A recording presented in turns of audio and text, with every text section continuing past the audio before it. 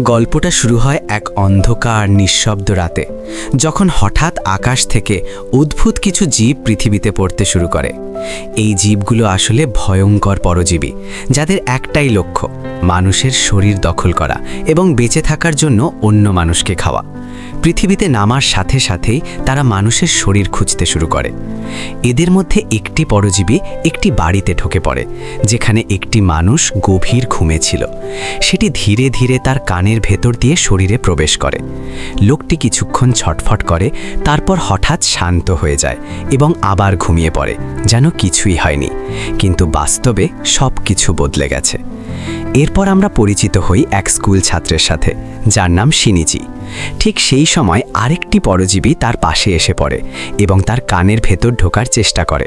কিন্তু শিনিচি তখন হেডফোন পরে গান শুনছিল, তাই সেটি ঢুকতে পারেনি। পরে সেটি তার নাক দিয়ে ঢোকার চেষ্টা করে, কিন্তু শিনিচি হঠাৎ জেগে ওঠে এবং সেটিকে ধরে ফেলে। যখন সে সেটিকে মেরে ফেলতে যায়, তখন সেটি দ্রুত তার হাতে ঢুকে পড়ে। ভয় পেয়ে শিনিচি সঙ্গে সঙ্গে তার হাত শক্ত করে বেঁধে ফেলে, যাতে এটি আর শরীরের ভেতরে ছড়াতে না পারে। তার মা ঘরে এলে শিনিচি সব কিছু বোঝানোর চেষ্টা করে, কিন্তু তার মা কিছুই অস্বাভাবিক দেখতে পান না এবং এটাকে দুঃস্বপ্ন বলে মনে করেন। পরের দিন পরিস্থিতি আরও অদ্ভুত হয়ে যায়। শিনিচির আঙুলগুলো নিজের মতো নড়াচড়া করতে থাকে। সে আবার মাকে বললেও ইনি বিশ্বাস করেন না। অন্যদিকে শুরুতে যেই লোকটির শরীরে পরজীবী ঢুকেছিল, সে আর আগের মতো নেই। সে অদ্ভুত আচরণ করতে থাকে এবং একসময় নিজের স্ত্রীকে নির্মমভাবে হত্যা করে। এতে স্পষ্ট হয়ে যায় যে এই পরজীবীগুলো অত্যন্ত বিপজ্জনক এবং সম্পূর্ণ আবেগহীন। স্কুলে শিনিচির জন্য পরিস্থিতি আরও জটিল হয়ে ওঠে। তার হাত হঠাৎ নিজে নিজে নড়ে এবং তার বন্ধু সাতোমির সাথে একটি বিব্রতকর ঘটনা ঘটে, ফলে সে রেগে যায়। শিনিচি বিভ্রান্ত হয়ে বাড়ি ফিরে এই বিষয়ে খোঁজ করতে শুরু করে। হঠাৎ এক সময় তার ডান হাতে একটি চোখ বেরিয়ে আসে, ঠিক সেই জায়গায় যেখানে পরজীবী ঢুকেছিল। আতঙ্কিত হয়ে সে হাত কেটে ফেলতে চায়, কিন্তু হাতটি দানবের মতো রূপ নিয়ে তাকে থামিয়ে দেয়। এরপর হঠাৎ স্বাভাবিক হয়ে গিয়ে কথা বলতে শুরু করে। পরজীবীটি জানায় যে সে শিনিচির মস্তিষ্কে পৌঁছতে পারেনি, তাই তার হাতেই আটকে গেছে। পরজীবীটি নিজের নাম রাখে মিগি। অন্যদের থেকে আলাদা, মিগি অনেক বুদ্ধিমান এবং মানুষের ভাষা ও আচরণ শিখতে চায়। শিনিচি বাধ্য হয়ে তার সাথে একটি চুক্তি করে, একজন মারা গেলে দুজনই মারা যাবে। অন্যদিকে বাকি পরজীবীরাও দ্রুত শিখে নিচ্ছে। কেউ টিভি দেখে কথা বলা শিখছে, কেউ মানুষের মতো জীবনযাপন শুরু করেছে। তারা ধীরে ধীরে মানুষের সমাজে মিশে যাচ্ছে। মিকি খুব অল্প সময়ে বই পড়ে অনেক কিছু শিখে ফেলে। সে শিনিচির সাথে লাইব্রেরিতে গিয়ে গোপনে জ্ঞান অর্জন করে। কিন্তু শহরের অবস্থা দিন দিন খারাপ হতে থাকে। মানুষ অদ্ভুতভাবে মারা যাচ্ছে, আর কেউ কারণ বুঝতে পারছে না। একদিন মিগি অন্য একটি পরজীবীর উপস্থিতি টের পায় এবং শিনিচিকে একটি রেস্টুরেন্টে নিয়ে যায়। সেখানে তারা দেখে একটি পরজীবী একজন মানুষকে খাচ্ছে। সে শিনিচিকেও খেতে দেয়, কিন্তু বুঝতে পারে সে পুরোপুরি আক্রান্ত নয়। এরপর শুরু হয় ভয়ঙ্কর লড়াই। শেষ পর্যন্ত মিগি তার ক্ষমতা ব্যবহার করে শত্রুকে পরাজিত করে।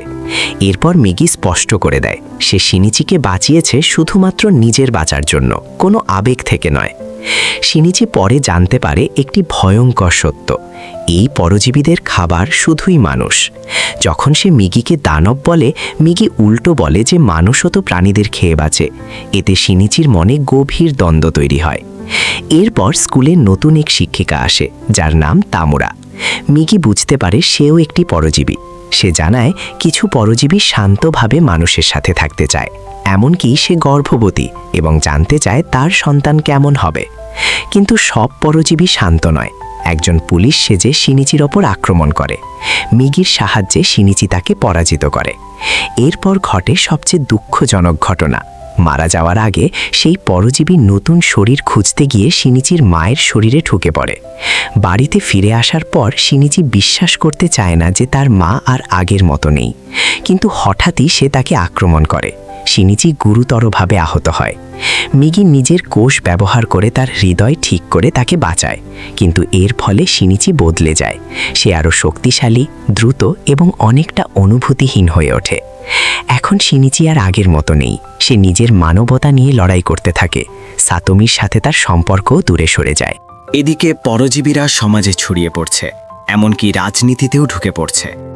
একদিন একটি পরজীবী শিনিচির স্কুলে ঢুকে পড়ে এবং ধরা পড়ার পর সবাইকে আক্রমণ করে। শিনিচির সামনে এসে লড়াই করে এবং অনেক কষ্টে তাকে থামায়। শেষ পর্যন্ত শিনিচি তার মায়ের শরীরে থাকা পরজীবীকে খুঁজে পায়। এক আবেগপূর্ণ ও ভয়ঙ্কর লড়াই শুরু হয়।